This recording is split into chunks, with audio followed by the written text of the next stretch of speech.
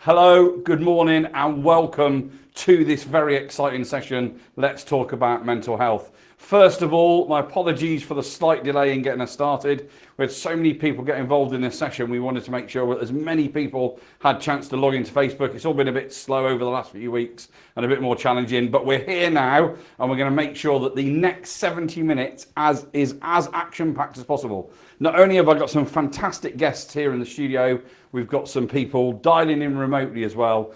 And across the time we have together, we're going to do everything we possibly can to make this a simple, straightforward subject to talk about, remove the stigma, remove the difficulty of talking about these things and bring it to the real world, I guess, which really works for me.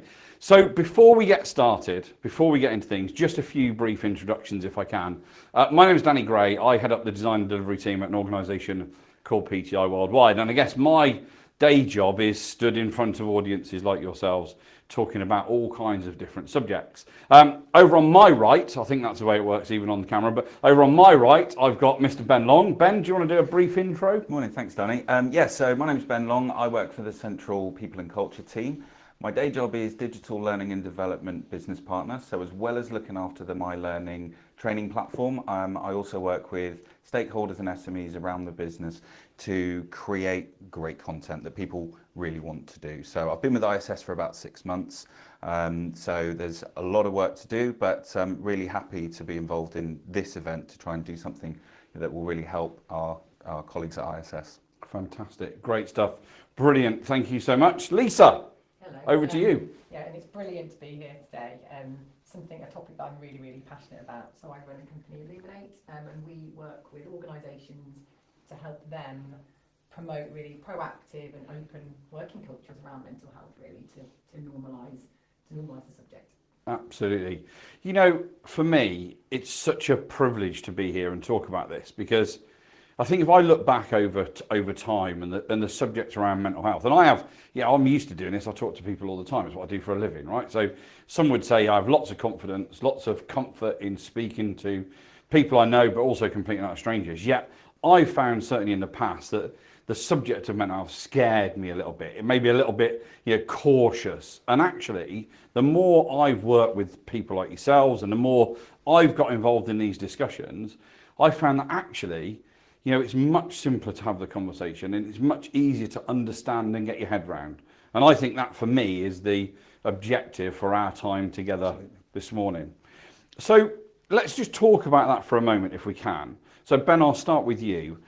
Kind of what does this mean to you? Why have you shown such an interest in, from an ISS perspective, being a part of this and bringing this subject to the forefront? Why does it matter to you? Well, I think to start off the kind of the candid theme is for the last 10 years, I've suffered with depression and generalized anxiety disorder. And I've worked in some places that are really good at talking about it and having this open culture and some that just don't know where to start. And I've been really encouraged in my short time so far with ISS that it is an open culture. So I wanted to be involved in an event that made sure that everyone who works at ISS knows that whether you've got work to do yourself or whether you need to work with your managers, it starts with you, and being proactive in managing both your own mental health, but managing the conversation is what's going to start the transformation. So I think there's some stuff that I've learned over the last 10 years in my journey that I think I'd love to just be able to share with people. Some stuff works really well, some stuff I do all the time, some it's just a little and often, and just be able to create a community where we can share those resources and share all of that great stuff with everyone.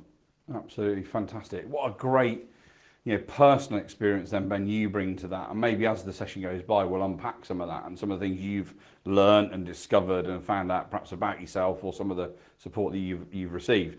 Lisa, you've created an organisation that focuses around wellness, well-being and of course areas of mental health.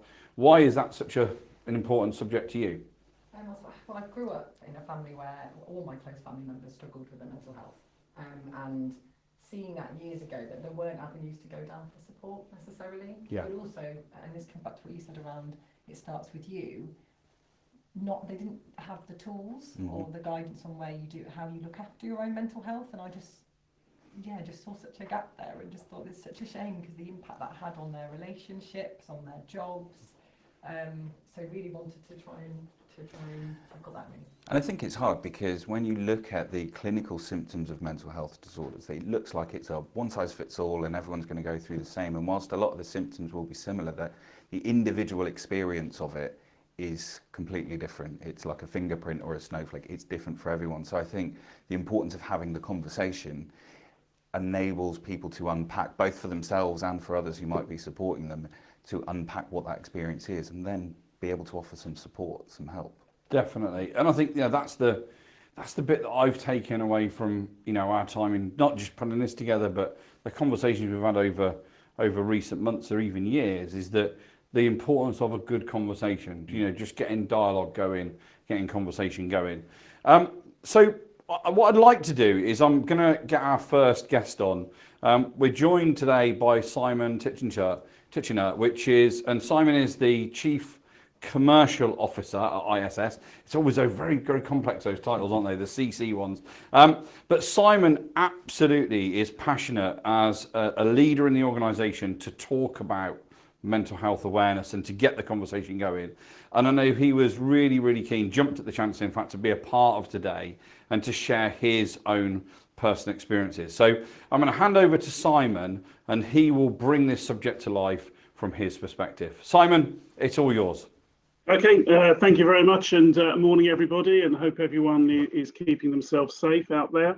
It is a very much a topic that is very much close to my heart, and I suppose if I go back many years, given my age now, but I grew up in a household where mental health was a real issue, and however, back in those days, it was something that was just brushed under the carpet, not really spoken about. And I grew up as pretty confused, me and my brother, about what things meant and why were these things happening, and no one really ever explained it to us at all. So a really difficult childhood. And I suppose it wasn't until I sort of married, had kids of my own, and realised that actually the importance of having the openness around these kind of things. And I have a daughter, one of my children's daughter. She's 20. And she's suffered for a number of years now with mental health issues. And it really didn't, for me, it's about how we've, as a family, adapted, how we talk about it, how we don't sort of shut the door on it. And to get away from the feelings I had as a child of being sort of almost ashamed about what was going on in my family, and trying to make sure that we don't have that as a repetition in our family now. And so through the years, it's something I've been very passionate about, trying to understand more about, getting into to understand how my daughter and what I can do to help her specifically, but also the impact it has on the other family members that actually sometimes you don't focus on because it looks like they're okay, and actually they're not, because it does impact on the whole household. And then I suppose bringing it to life in the workplace. Sitting as I do as on the board of ISS in the UK, but it's a big responsibility. We have in the UK 38,000 employees across the depth and breadth of the United Kingdom and Ireland, and it's really important that we're there to help in any way we can.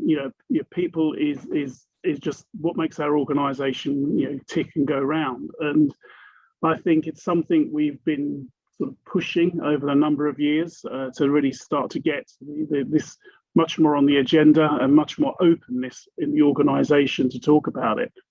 And I've seen that really sort of grow arms and legs specifically in the last couple of years, given what we've all been going through. And personally, I've needed some support because, as I say, in the last couple of years, since we've been sitting what we have through what we've been going through, a couple of occasions, I felt like a tsunami coming over me, and dealing with some of the things we've had to deal with as an organisation has really, I think pushed all of us from a mental health perspective. And I need some support and some time out and some encouragement from my colleagues to help me. And I think that's what I want to make sure happens throughout our organisation.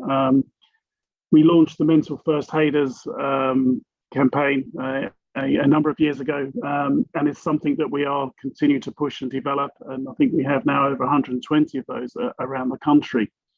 And it's really important that we support them. We continue to grow that network to be that first point of call for our employees, where you're based, wherever you're based, that there's some way you can connect if you're in need. And I think the main thing from me is that when I look across the organisation, it's when you're in teams, when you're working with your colleagues, just be much more open and understanding and talk about it. Please, please, please. Don't let it be a stigma. Don't let it be something that you sort of are frightened to talk about, because we shouldn't be.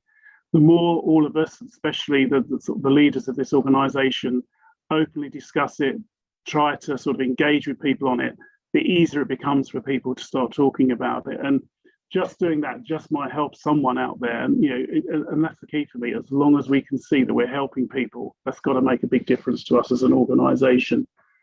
Just walking in this morning, I saw some posters coming through the tube station, which really shocked me. That in London alone, it was talking about school children that on average they have to wait 291 days to get any kind of mental health support locally. That's just a shocking statistic, and there's something that we need to, as ISS, both with our own employees, but also within the communities we work with. We really need to be out there supporting this, because we can't see statistics like that going forward. We have to make a difference. So my final words are, please, everyone, be open and transparent, work with each other, help each other, and let's really make the place of ISS where we work a place where we really can feel comfortable and safe in talking about these things, because I know that will make a big difference to a lot of people that are suffering out there. So yeah, that's just a few words from me. So thank you. Wow, what a fantastic piece of insight, and what a brilliant way to kickstart our event, but also to kickstart our conversation. There's a few things in there straight away that I want to draw to, and then I'll get your views on this, Lisa and Ben. First of all is Simon talking about how, it affects his family, people close to him, he's connected to this in some way. But I guess that's the point, right? That we've all got people around us that will have different levels of mental health and will feel and suffer from different things in different ways, right? It's not just isolated to a small group of people. This is en masse. Absolutely. And for some people, there are life events that create, your mental health problems. If people maybe don't have the resources or don't see the support that they have around them. For some people, especially, or at least partly in my case, my family's just not very good at making serotonin. So having an awareness of that and seeing that it is a shared experience is great for my family. But I'm now starting to see it in my daughter, who's 16, and is starting to show a lot of the signs of low mood and mental health, and it's quite concerning because I see a lot of myself in her, of course. And she has the added thing that we didn't have of social media, and the effect that can have. Obviously, we're using a great platform this morning for it, but there are a lot of negative elements to it that I didn't have to deal with when I was her age. So I think that family element and looking after, the theme for this event is mental health for all, and that includes both the people who are experiencing mental health problems, but also, the people supporting them, family members, and just creating that. The fact that it is a shared experience, whichever side of the fence you're actually on. So, really absolutely. I think this is it, and I think this, for me, makes it such an important. Go back to the word conversation. Having a conversation, bringing a conversation to life, and talking to people about stuff is so important. There was a couple of other things in there as well, and again, perhaps we'll draw on these as we go through our morning. First of all is, being there and supporting each other, and Simon talks about in the workplace and around your colleagues and how important that is, but also an acknowledgement, I think, that there's just a lot still to do. That whilst all these things are fantastic, right, and they are all steps, huge steps forward, there's still a long way to go, not just inside of any organisation that are all working incredibly hard to try and support each other where they can, but some of those numbers that Simon talks about there about society, just scary, right?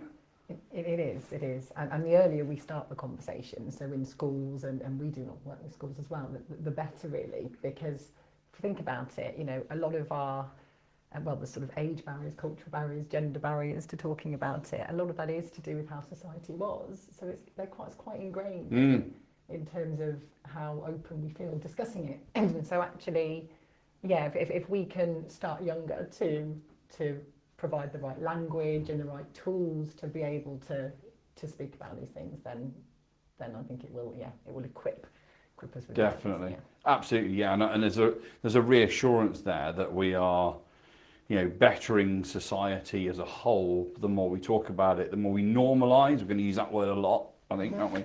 And normalising the conversation so that it becomes as normal to talk about as everything else in life. And that, in fact, as normal to talk about as many other illnesses, I think, which is really important. You know, if I had a bad leg, I'd be quite happy to talk to you. I go, my leg's really hurting, you know, because it's just, that's normal, right? Yeah. But actually, that's what we're trying to do with this, isn't it? And we're trying to talk about this illness in a similar way. Fantastic, great stuff. Well, so already starting to break through the skin of this, get under the surface of it. But I'd like to now hand over to a gentleman called Mark Pasiti. And Mark is the founder of a mental health charity called Dancing with the Black Dog. I had the pleasure of meeting Mark just recently, and I was just awe-inspired by his story that he has to tell and the journey that he's been on as an individual. It's just quite remarkable. So we're going to play that recording for you. The great thing is Mark's actually also joining us live from Australia a little later on in the session for a Q&A. So if there's anything that Mark talks about through this that you found interesting or you'd like to know more about, you know, fire over your questions to us and we'll make sure you get a chance to ask those of Mark a little later. But for now, sit back and enjoy this very short film. Hello everyone, my name is Mark and I'd like to tell you a story about a journey. But this was no ordinary journey. This was the scariest, most daunting and challenging, yet at the same time the greatest, most exhilarating and rewarding journey I've ever been on. It took me by plane and train, bike and boat, car and foot, from the brightest and bluest of skies to the deepest and darkest of caves. And after all that, you'll be pleased to know it also has a happy ending. Now, I like to think I've seen my fair share of this world, yet this particular story has got nothing to do with the actual places that I've been to. This entire journey all took place within my own head, everywhere I went. This is the story of my years-long battle with anxiety and depression, my long, slow dance with the black dog. Now, the words I've just read to you might seem a little bit rehearsed, but that's because they're also the opening lines to a blog that I started called Dancing with the Black Dog, where I openly share my years-long, in much more detail, my years-long battle with and eventual victory over anxiety and depression. But I'm not here today to read out my blog to you verbatim. If I can just refer you to the footer of each of my slides, those 9 words sum up everything I am about when it comes to mental health, by helping people to realise it's okay to say if you don't feel okay. My aim is to encourage others to take action. Now, I'm here today to reach out to people who may themselves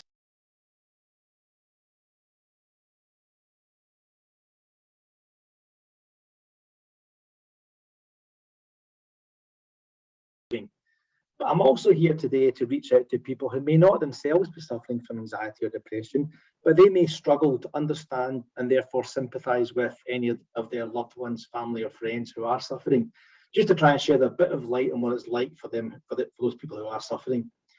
I also want to try and debunk some of the myths around medication, mental health counselling, and most importantly, the misconception that once you've suffered from anxiety and depression, that you are broken goods, because nothing could be further from the truth.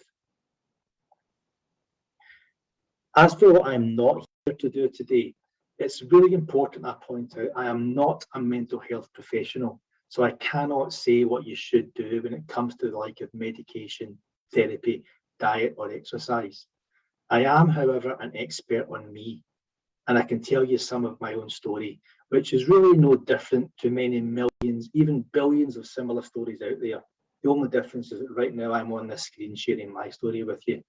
And I can tell you, as a former sufferer, as a former dancer with the black dog, that in taking action, you can go on to live a life more normal and far more enjoyable than you ever dreamed possible. A life where you're not broken goods, and a life where you truly feel a sense of inner peace and a sense of freedom. Now, I only know this is possible because I did do the one thing that I can tell you should do. I took action. I sought professional help. I took the fight to my inner demons, and I won. Now, many people tell me they just don't understand what it's like to suffer from anxiety or depression. A colleague once asked me how it was I used to get into such a tussle with the black dog. And I pointed out that a bitter and angry person will always seek and find things to be bitter and angry about. And a happy and positive person will also seek and find things to be happy and positive about. And likewise, an anxious and worrisome person like I used to be will always seek and find things to be anxious and worried about. And the more you walk your own path with your black dog, the bigger and more real you'll make those mental rocks that block your way. As for how it really feels, if I can just if I can refer you to the image on your screen, I like to think of the concept of movie world. Imagine for a moment that you're at home alone on a stormy Saturday night and you're watching a horror movie which is set in an old house in the countryside. It's a stormy night in the movie too. The rain's pelting the windows, the wind is whistling through the trees, and there's frequent flashes of lightning in the sky. The movie is about a masked psychopath, and he's scouring the house in search of the sole remaining occupant. And the terrified victim is slowly creeping backwards from room to room in a vain attempt to hide or escape. And you can see they're about to back into the last room in the house they want to be in, because there in the corner of the room you can see a dark shadow hiding and waiting for them. The closer they get, the higher the pitch the music gets, and at the last second they turn around and come face to face with their worst nightmare. Now imagine at that very moment you find yourself literally being sucked into your own television set, into the movie world, and back at the start of the scene. You now are that poor terrified victim whose inevitable fate is staring you in the face. And for a brief moment it all feels very real. It's you who's come face to face with your worst nightmare in the form of your own most irrational worries, but they feel so very real for that moment. And then you find yourself being whisked back out to your couch. And you might even feel a brief sense of relief because you realise there was nothing to worry about. And then a few moments later, you find yourself being sucked back into your TV set and on, backwards and forwards, so on and so on, dreaming up all sorts of different irrational endings to your own personal horror movie. Part of you knows it's just a movie, but because you feel so real, you cannot convince yourself that it's not real or that your own horror ending is not inevitable, as irrational as it may be. That more or less sums up how real my irrational worrying and anxiety were for months, sometimes even years on end. At my very worst, I actually even feared that I would once go to jail for negligence. I've never committed a crime in my life, and yet I worried I would end up getting jailed over the simplest and most harmless of mistakes, because I would obsess over turning the result of my mistakes, turning those molehills into mountains. But my vivid imagination was so overactive, my anxiety so consumed me at times, that for many years I actually felt like I was trapped in my own inescapable mental jail. All this time, I still managed to drag myself through day-to-day life for weeks, even months on end, and I would often have a smile on my face, be joking with friends. Nobody had any idea what was going on within my own head. Just to use another analogy, you might have heard of the analogy about boiling the frog. The theory is if you put a frog in a pot of boiling water, it will leap immediately to safety. But if you put a frog into a pot of cold water and slowly turn up the temperature, the frog will eventually boil to death. And that was a bit like life was like for me. After years of a gradual build-up of my anxiety levels, after years of simmering away in my own pot of irrational worries, after years of self-medication through exercise,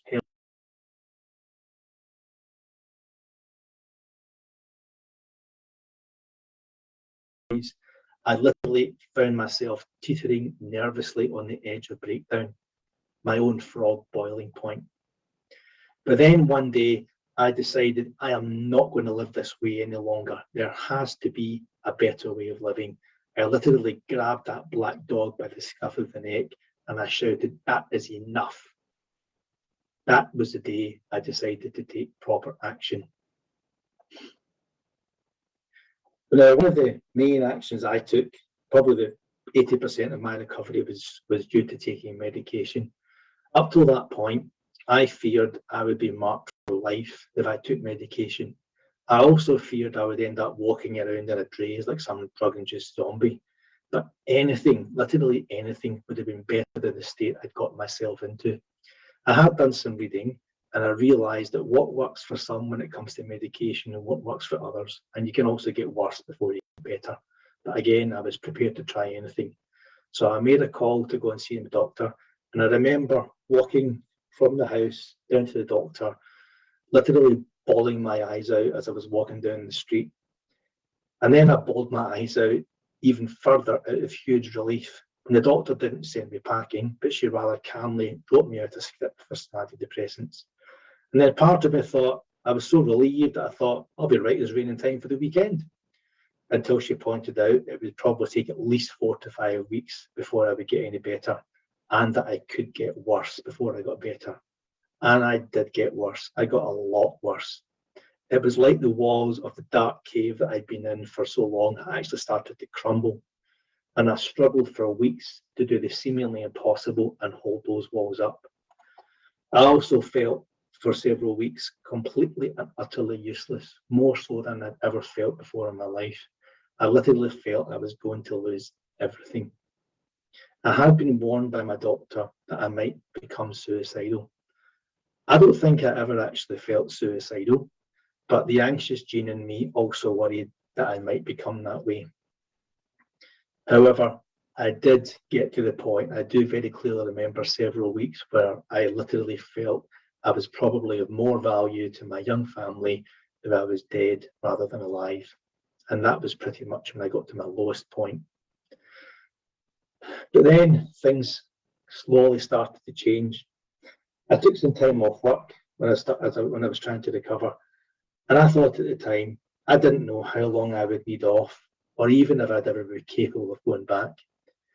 What I would do at the time though was my wife was also working full time, and we had our sons at the time were 4 and 1 years old. So on the weekends, I would take my kids to the supermarket. It was a struggle. I was putting them into the car and I would go around the supermarket and have the kids pulling on me and screaming, "They want dad, I want this, dad, I want that." It was the one thing I would do to try and give my wife a bit of a break. Just, try and do something productive for the house and try and give her some time out as well. And I was driving back from the supermarket one Saturday, and against my better judgment, we were sitting at a set of traffic lights. So I knew we were going to be sitting there for a few minutes. And I looked up in the rearview mirror, and I saw my son Jack, who was 4 at the time, sitting in the back seat. And I said, "Jack, I'm sorry I'm being such a crap dad right now." And Jack looked straight back at me, straight in the eyes through the mirror, and he said, "No way, Dad. You're the bestest dad ever in the entire universe." Now, you might think that any 4-year-old would say that about their own dad, but Jack said it with such compassion and such determination. I realised he wasn't just saying that about me. He was also saying to the black dog, "Don't you dare say that about my dad." And that was the moment I started to realise I was of immeasurable value to my young family just by being there, just by turning up. From that point on, there was a few more weeks of fight left in the black dog, but then he slowly began to give up his struggle and the white dog began to emerge. I began to experience clarity of thought like I had never experienced before. I began to feel less worried, and I also felt a sense of inner freedom like never before. It was like putting on a pair of reading glasses for the first time.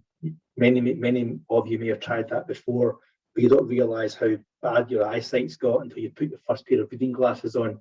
I didn't realise how unclear my thinking had been all my life until I started to think clearly for the first time. And as I look back with that clarity, I realised that all those fears I used to have over the years, as vividly and as real as they all seemed, were ultimately a fear of nothing. Now, to this day, I'm not ashamed to say I'm still on my medication. I haven't really felt the need for it for several years now, but I searched too long and fought too hard to find something that works and works well. And one day, maybe I will come off medication, but I'm not putting any pressure on myself to do so. I'm also not saying that taking medication is the answer. I'm saying taking action can be the answer. If you take action and seek professional help, there's a good chance you'll get the answer you're looking for. If you don't take action, you will always get the same old answer. I also want to talk just briefly about my experience with psychologists. As I say, medication wasn't the only action I took. I would attribute 20% of my recovery to counselling from a psychologist. My doctor also did advise me that I should find a psychologist I was comfortable with. Just like medication, she said, what works for one will not work for another. I did try a few psychologists before I finally found the right one. It would have been so easy for me to try one, maybe two, and say, this is not for me. But luckily, I tried again, and I was very lucky on that third attempt. I also discovered that the beauty of mental health counselling is about my favourite topic. I would talk about myself a lot, but also with somebody who knew exactly what questions to ask. She was literally paid and trained to listen and to dig just deeply enough for me to realise for myself where a lot of the source of my anxiety came from. It was like she was like an external voice of reason in my own head. Every time that I left her rooms, I used to feel energised. Now, bear in mind, I was seeing my psychologist at the time when I was at my very worst in my life, but I would still get, as I was walking home from those sessions, I would still get this window of relief. The worries would soon return until my medication began to work properly, but having that window of relief gave me hope that it was possible. There was a different way of thinking that I was getting glimpses of. And as my psychologist also once said, we live in a day where we are so fortunate to have so many tools available to tackle mental health issues, we shouldn't be afraid to use them. Mental health is also being spoken about on so many more levels than it was just even 10 years ago. The stigma need not be a barrier to anyone seeking help, but sadly, it still is.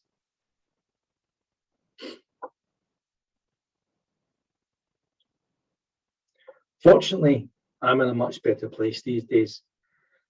I can confidently say I'm better, stronger, and happier. I do still exercise regularly. If I don't exercise regularly, I do still feel a little bit of creeping anxiety, but nowhere near as bad as it used to be. I also still get my good days and my bad days, but my bad days are nowhere near as bad as they used to be 10 years ago. Still get frustrated with my kids, still argue with my wife. I'm only human, but I'm in a much, much better place. Dare I say a different world, because I took action and sought professional help. And as for what's next for society as a whole, it is my passionate hope and desire, as a result of actions that we can all take today by seeking professional help and encouraging people to do so, that our children and our children's children can all grow up in a world where it feels okay to say, if you don't feel okay. Thank you.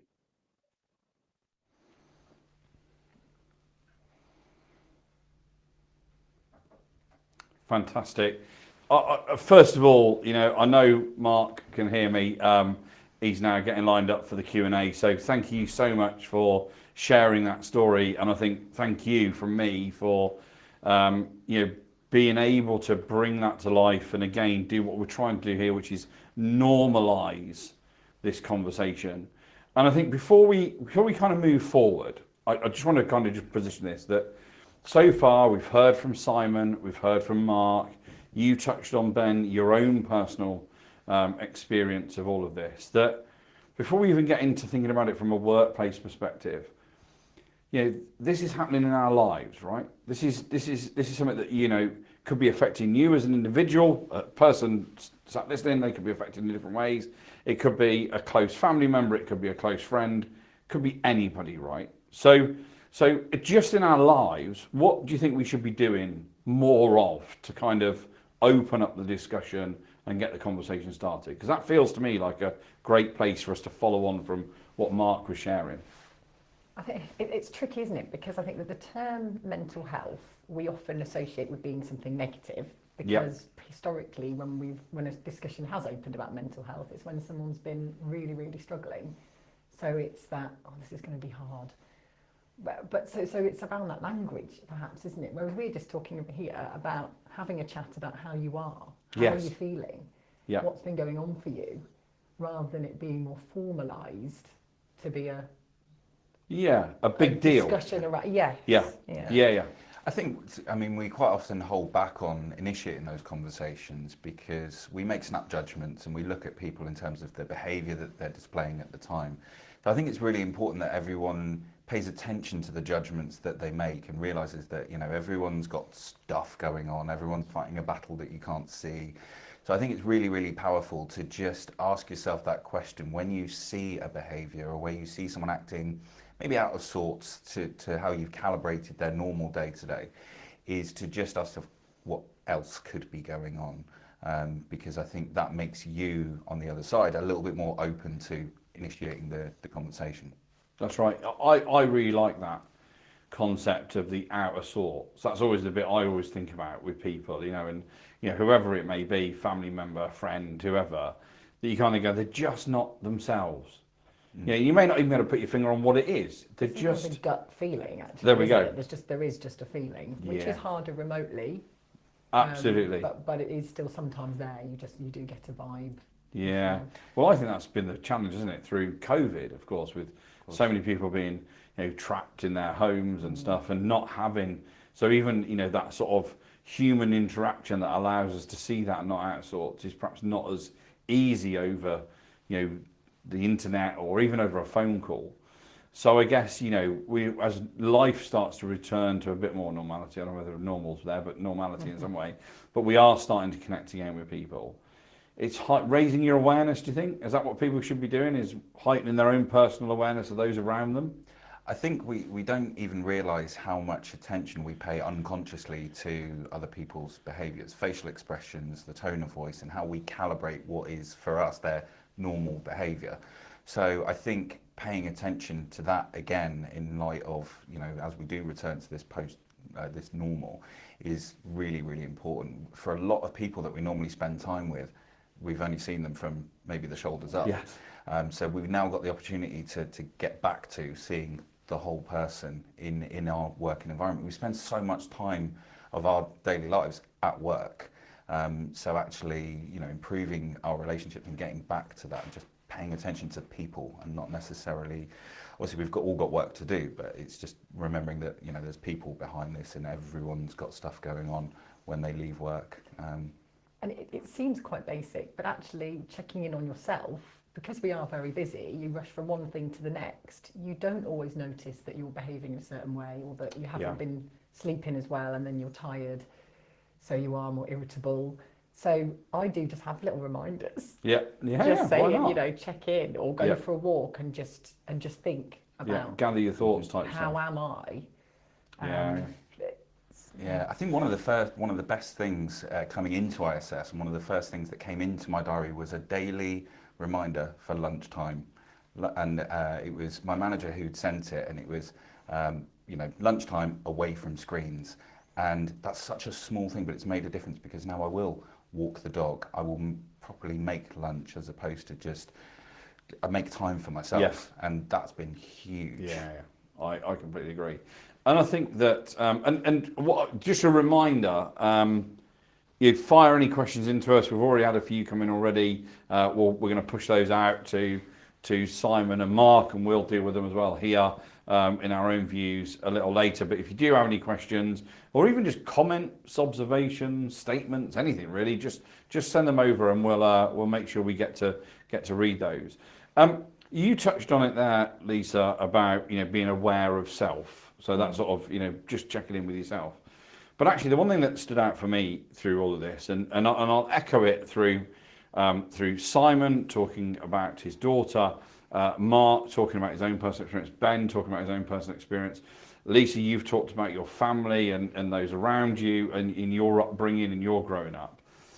What always springs to my mind is a bit of bravery here, because it's about being brave, isn't it? Right, to say, as you did at the start of this, Ben, in front of everybody, go, actually, I suffer from this, and this is what it means to me. That being brave, I think, sounds really easy, right? Because it does sound really easy, doesn't it, when we say it? But actually, for most people, that's really difficult to do. So what sort of perhaps tips or advice? So we've talked a lot about how people can see it in others and how people can perhaps be more observant of those around them. But what about if somebody's feeling not themselves in their own way, and what would you encourage them to do? What would be your little bit of advice? I was going to go to you simply because I'm interested in what encouraged you to open up about it at work. But I know if I think about my partner actually with his own anxiety levels, he didn't realise he had anxiety until he went on a mental health first aid course. Right. So actually being that self-awareness, again, you don't always know. You're not taught what anxiety is. You had physical symptoms, but it was going on the course that you had this light bulb moment, came home and just said, I think that's me. I've got anxiety. And then it opened it up, and then he was able to say that to friends who then said, yeah, I have that as well, to a level. Mm. So it's a simple thing, but actually, I suppose it's educating. Yeah. And then being in a safe space to be able to say it. Yeah. I mean, I think some of the things for me have been paying attention to the stories that you tell yourself. So for me, it's you have the thing that happened, you have the story that you tell yourself about the thing that happened, and then you have the meaning that you attach to the story. And it's pay attention to that and question it, and actually realize that, in order to navigate through life, we have biases and we generalize, we distort, and we delete information to fit our own story. So it's pay attention to the stories. I think the other one for me has been about be proactive. So don't be afraid to try things. We often say try mindfulness and try yoga. And for me, mindfulness is just catching myself if I find myself spiraling down a thought pattern that I think is not serving. Is just ask myself, so just to say, there's always more going on, and that gives you more avenues or more choices of behaviours and approaches. And for me, the third one would just be do some research, find out what's going on in your own brain, so that you can allow yourself to give yourself a break to say, today is a low serotonin day, and that's okay, and I'm going to ride it out, or I'm going to go for a walk. I found lockdown, as difficult as it was for both me and a lot of other people, is it did force me to get outside when I was allowed to. Yes. Walk the dog, appreciate nature, and just be present. So for me, it's not about meditating every morning, it's meditating from moment to moment. Where am I now? Where do I want to be, and how do I get there? So they've been really important. Absolutely. What a great example. So we've talked a bit about these different examples, different people's stories. We've talked a bit about becoming observant. We've talked a bit about perhaps recognising it in ourselves. But actually, let's also talk about the workplace, because, you both have your own experiences of that. Ben, your own experience of it working really well in the workplace and in other organisations, perhaps not so well. Lisa, you work inside of organisations to promote these conversations, to get these conversations going. But why do you think at work people don't talk about, they're not talking about it much in their personal lives, let alone in their work lives, probably even less so in their work lives? Why do you think that is? And what do you think we can do about it? I don't know, there's a number of, I suppose, the internal barriers. We have a lot of negative self-talk, so we put a lot of pressure on ourselves, and if we aren't performing at our best, we often do beat ourselves up. That's sadly part of being human. So that would be a barrier to, you know, speaking to other people about it, because if that's how we're talking to ourselves, how are they going to respond? Absolutely. But I think another big internal barrier is not wanting to burden others. I hear this a lot. You know, actually, you know, managers got loads going on. They're busy. Everyone's stressed. So I don't want to add to that. So in terms of what to do about that, it's really powerful if a manager or colleague gives someone permission to talk, and that might be just that you pick up the phone rather than doing a more formalised Teams meeting, or you have space in the diary where you're just chatting about non-work things. That can be quite powerful, because someone thinks, oh, this time is here for me to be able to bring something up if I wanted to. I might not, but I can, But you rather can. than, oh, I've got to pick up the phone and make a meeting. I like that. That's a really great bit around that kind of, again, it's as if there's an awareness in here, but actually, again, it's okay to talk about it right now, and it's okay to bring it up in that situation. Fantastic. Ben, from your perspective, what do you think? You know, you work in ISS, so you know, what do you think happens? What do you think might stop people from talking about it? I think it goes back to what I mentioned earlier about stories that we tell ourselves. So that whilst I think there's some great progress that's been made over the years and where we've come from, there's still a little bit of that lingering story, and it might be, sort of the men don't cry, or, you know, you've got to stiff upper lip, and that, you know, you've got to be professional, and that to be professional means, you know, you have your game face on. So I think if we can pay attention to those and question them, whether they're relevant in 2021, will go some way to people allowing themselves, giving themselves permission to try new things, be proactive, and just see what happens. You know, I think that's the worst. The best thing you can do is to just start it and start the conversation. Absolutely. No, I was just going to say, because there's a lot of fear around saying the wrong thing or making it worse. But we know if we're struggling ourselves, one of the worst things, depending on where we're at with that, is for someone to completely ignore us. Yes. Yeah. So, you know, if someone does say something that is a little, I don't know, awkward or something, odd or a bit odd, we're probably not going to judge them for that. No. We'd rather someone said something. I completely agree, and I think that's the bit for me, is that it's the and that's definitely my experience, is the fear of saying the wrong thing, the fear of, you know, not really knowing how to deal with it. And actually what I've learned is that once you get the conversation going, actually it's remarkable how free flowing that conversation can become, and how, you know, how much you focus then on the individual and what they want to talk about, rather than actually getting it wrong. That's not a part of what this is about. Just on that note then, Ben, you know, you've been, you know, go back to this word, you're brave enough, whatever it may be, as to a word that I would encourage people to reflect on, to talk about your own experiences. What caused you to do that? Because you haven't just woken up this morning and decided to, you know, come out and talk about this to the world. You know, that's happened for some time, and you've been comfortable talking about it for some time. So let's just talk through that journey that you've been on. Yeah, well, I think my inspiration to speak very openly about it came from a job that I had 5 or 6 years ago. And there was 2 individuals that really stood out as being a bit of a beacon for how this should be. One of them was at a media company that I worked at, very well known, and I mentioned no names, but this was an individual who was a TV presenter in an area that was very male dominated, very match dominated, so working in the sports industry. And he did a secondment in communications, and one of his first jobs was to do a post written from his own perspective about his battles with mental health, about coming out as homosexual in the industry that he worked in. And that was the first thing around this radical candor, this absolute everything out on the table.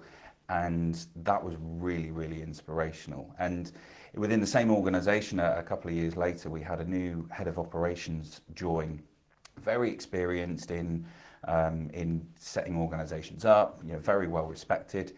And in his first meeting in front of 400 people at the business, he said, I don't know what I'm doing and I'm absolutely petrified, but I need your help. And not only did that endear people to him, it made him more approachable, which saved time with trying to work through PAs and things like that to get time with him.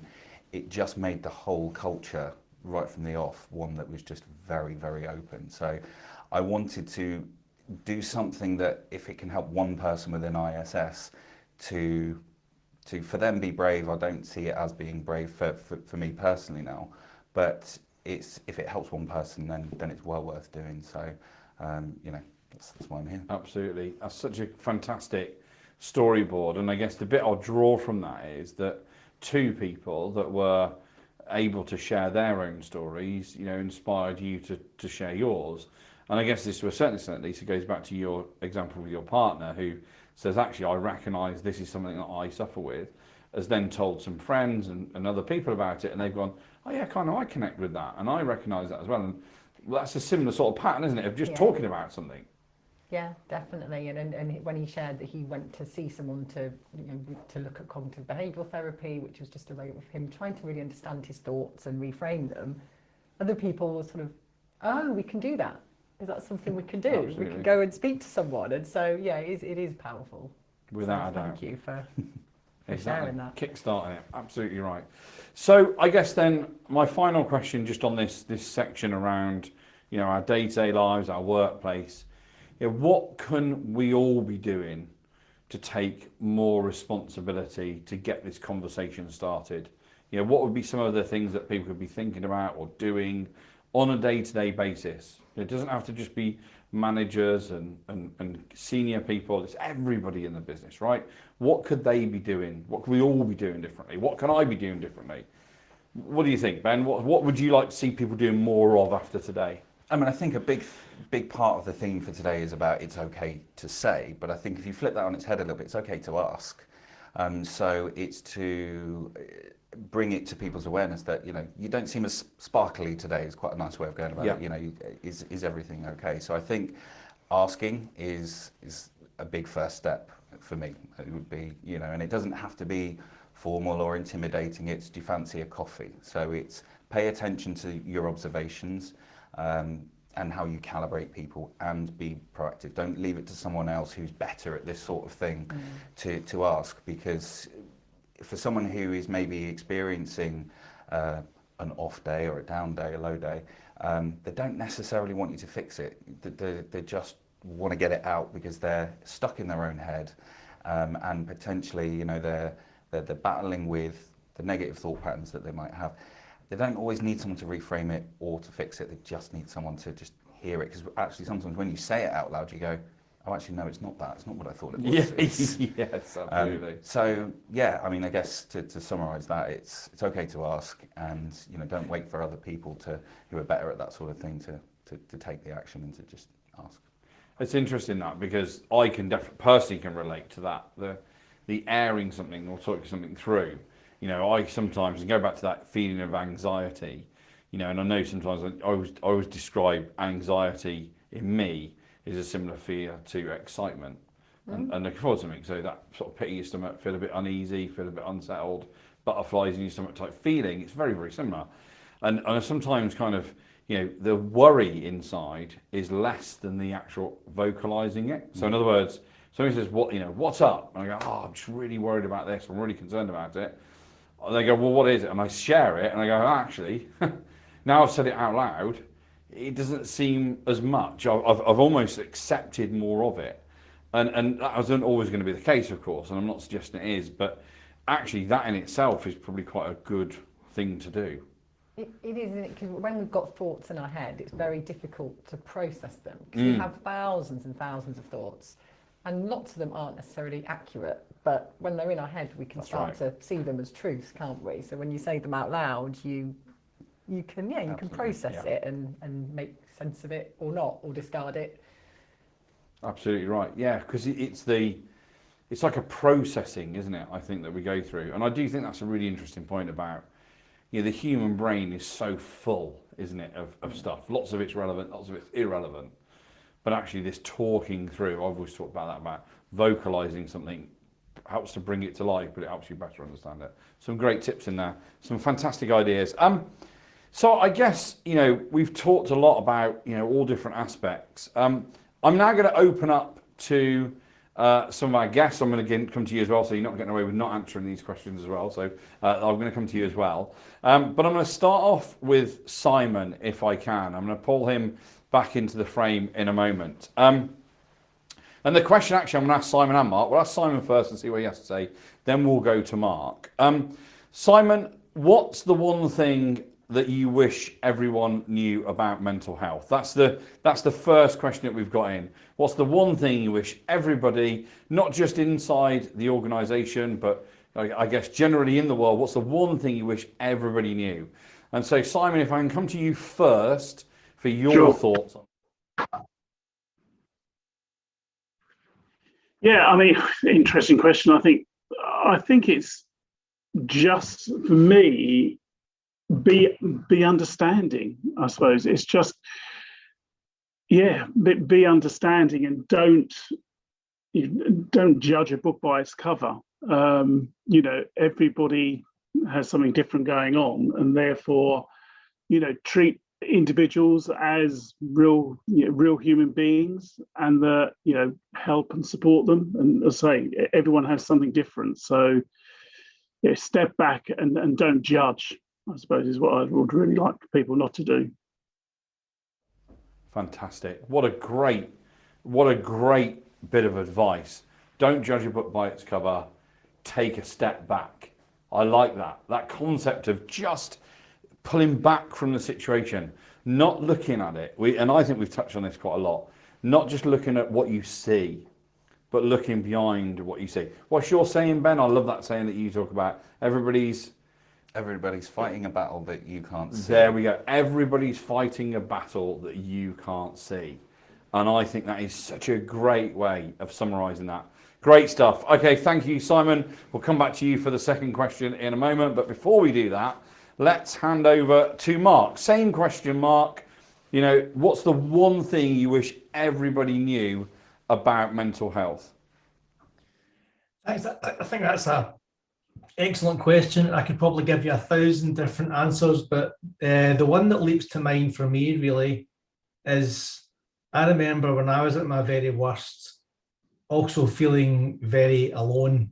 I was surrounded by people that loved and cared for me and some good friends, but I remember feeling very alone, but also realizing, therefore, 1 in 4 people suffer from anxiety or depression. If you're in a group of 4 people and it's not you, somebody else in that group is likely to be suffering from anxiety or depression. And just knowing, if people just knew they were not alone, it would greatly ease, wouldn't cure anxiety or depression, it would greatly ease the burden.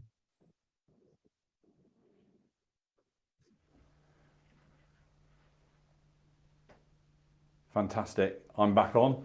I'm just watching it change on there. It was a little bit slower to come back. Apologies for that. So in turn, I guess here is, this concept of Mark talking about easing the burden and kind of just softening the pressure or the weight that somebody might be carrying on their shoulders, and actually removing that barrier. What's your 2 views on this? What's the one thing you wish, Ben, that people knew about mental health that they don't know? Or they may not know? I think it's that it affects everybody and it's for everybody. And we've made such great progress over the years that there is plenty of support out there and plenty of things that you can do and that you can try and share that experience with other people. So, for me, it might be cold showers and swimming in the sea. It might be breathing exercises, but there is something in it for everyone. So I'm probably easing onto about 3 or 4 things I wish people knew, but but it's that being proactive and taking ownership of your own mental health is the same as what you would do for your physical health, even if it just means the first step is going to see a professional or doing your own research. So I guess it would be there, and knowing that help is available. So for us at ISS, we have our mental health first aiders, which are available through the Wellbeing at ISS app that I know Simon mentioned earlier. If that's your first point of call, that's a huge first step. Absolutely. I'm going to come to Simon again. I want to just get him to talk a bit more about the mental health first aiders in a moment. So I will come to Simon in a second to bring that to life for us. Lisa, what's your one thing you wish everybody knew? It's hard to go to one thing. I know, But I know. I like what you said around it being, you know, we all have mental health. But for me, it was learning that I can't take my mental health for granted. Absolutely. So, again, what you said around being proactive, but actually realising that, that I play a part in that as well, whether that is me asking for help, but also some of the things that were maybe not serving me well, and realising when you might need to make some changes. And knowing that there's other people who can support you to do that. Absolutely right. Absolutely right. I think for me, it's that it's okay to talk. That's the one thing I wish everybody knew about in life. You know, just it's all right to have a conversation, even if you might feel a bit silly, even if you might feel a bit daft, even if you might feel a bit uncomfortable, even if it might be out of character or out of sorts. It's okay to have a conversation. And it's as you develop that conversation, or as you develop that, you can get to a point where you can create almost a bit of a shorthand for it. So I did this with my daughter. There was a great comic a couple of years ago called Hyperbole and a Half. It was a web comic, and it used this analogy of goldfish. And someone goes to someone and says, "My goldfish are dead," and how the person doesn't initially understand, you know, what's going on. Well, have you tried looking for them? No, you don't understand. The goldfish are dead. Well, have you tried making them not dead? And actually, the first step is to say, my goldfish is dead. So I use this with my daughter, and I say, are you having a bit of a goldfish day? And if she says yes, I know exactly then what the next approach is. It allows me to say, how can I help? And she has more choice than perhaps she thought she had before. So I think if you can get to a place where you can create, like we say, common language or a bit of a shorthand, it's I think really powerful. That for me as well is another great takeaway, I think, and that is saying to somebody, "Are you okay?" is one question, isn't it? Mm-hmm. But how are you today is a better question, because it just helps to bring that to life. Are you okay? Yes or no, versus how are you today? I'm great. I'm fantastic. I'm okay. I'm a bit under the weather. Not finding myself. Whatever it may be. But then I love that follow-up question is, well, how do I help? How do I help you? And sometimes that might be just give me 5 minutes. It might be just leave me alone for a bit, right? But it might be just sit and listen. Let's have a coffee. Let's have a cup of tea. Whatever it may be. Just getting those, you know, we would call open questions, right? That's what trainers would call them. That's facilitators. But ask an open question. That way you get a better answer. All the questions I've asked you have led us to this conversation because we've just asked open questions that have promoted that conversation starting. I guess on that, and you touched on there again, Ben, the mental health first aiders, and I think I'd like to just ask Simon again to just talk a bit about that specifically. And I know he mentioned it earlier on in his intro, but just to really kind of bring to life perhaps the service that's available within the organisation, Simon, how people can access that, maybe even if you've got any insight for the longer term views, just to really reinforce how important that is. Simon, can you do that for us, please? Yeah, absolutely, sure. I mean, as I said earlier, it's obviously something we've introduced a number of years ago, where we ask for volunteers to become a mental first aider. We put them through some training to support them in that journey. And it's as I think Ben said, it's very much a signposting sort of service as that initial point of contact to help people. And you can access it through obviously the wellbeing section on the My ISS app, which everyone has the availability to sort of download and have on their device. I suppose the challenge we have is that we have approximately 120 mental first aiders currently in ISS UK. Now, if I look at the number of employees we have, over 38,000, that means one mental first aider for sort of every 350 employees, which would be spreading it thin. So I suppose for me, it's a great thing. We know it works. We've seen some real positivity around when people do use the service and how that's helped. So it's a bit of a rallying cry as well that we'd like more of those around the country so that we can continue to build those numbers so that there's more accessibility for people. I'd also ask, because we don't have all the answers as a leadership team in the organisation, to come forward with other ideas or suggestions of things that we can do to either enhance that service, add things to different services. We're open to that. We'll take them on board and see what we can do, because we recognise and realise that obviously we're still at the start of this journey. I think we're doing a great job, and I know that I've met a lot of the mental first aiders, and they're doing this on the side of their job in their own time often, and it's truly appreciated. And as I say, the more we can have on board, the better. But open to suggestions of what we can do to improve that service. And my last point is, from a personal perspective, is to everybody, if you're a manager, a supervisor, leader, is if you're having team meetings, like I do, either start or end the meeting with actually asking everybody how they're feeling. At the same time, making sure you tell people how you're feeling, so that it becomes the norm in those conversations. But it's a great thing, a great support, that network throughout the company, and just more and more of you to join it, please, and we will support you in that journey. Simon, thank you so much. And what a fantastic view of the world today, but also the aspirations for the future, right? That, we've done a lot. There's a lot in place. There's still room to do more. We know there's still room to do more. There's an acceptance that we need to do more. And actually, I really like the invitation to step forward as well. Get involved, be a volunteer. Just get involved with the subject, get involved with the conversation.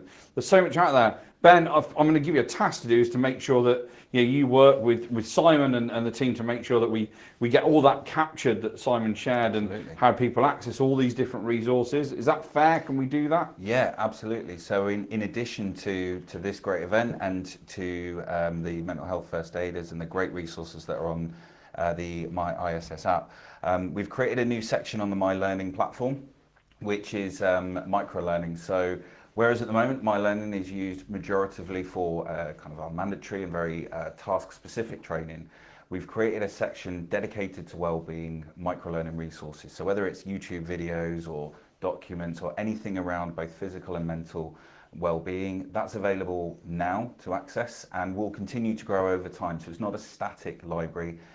If anyone has any resources that they think would benefit others, please do let me know, and it's a very, very quick job to get it up. So do check that out.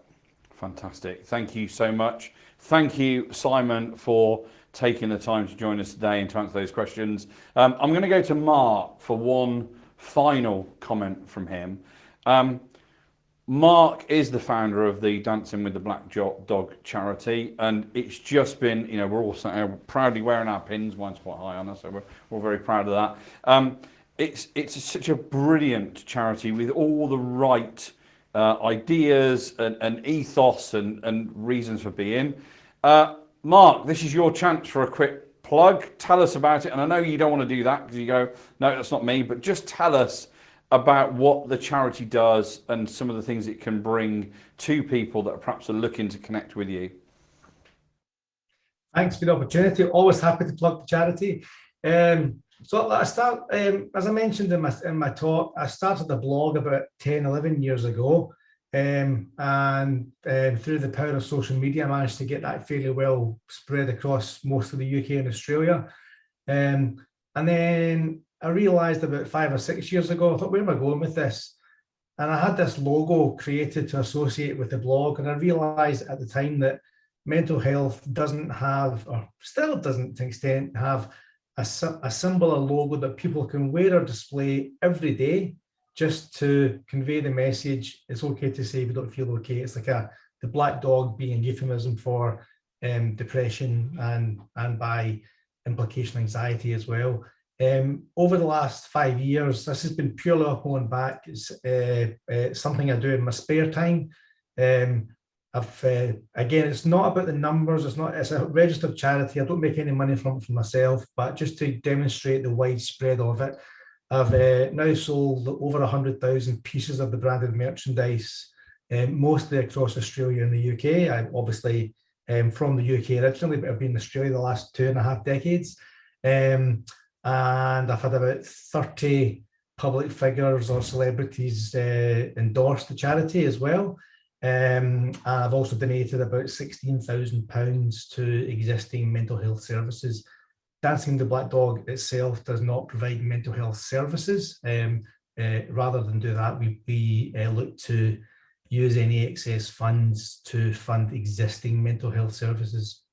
If you want to know more about it, the nice easy URL to remember, it's okaytosay.org, and there's a lot more information there. So thank you for the opportunity to share my story and the charity. Thank you so much, Mark, for that. I'd encourage you to connect with the Dancing with the Black Dog charity. We'll make sure again that we share that through all the comms that we send out if people want to access it.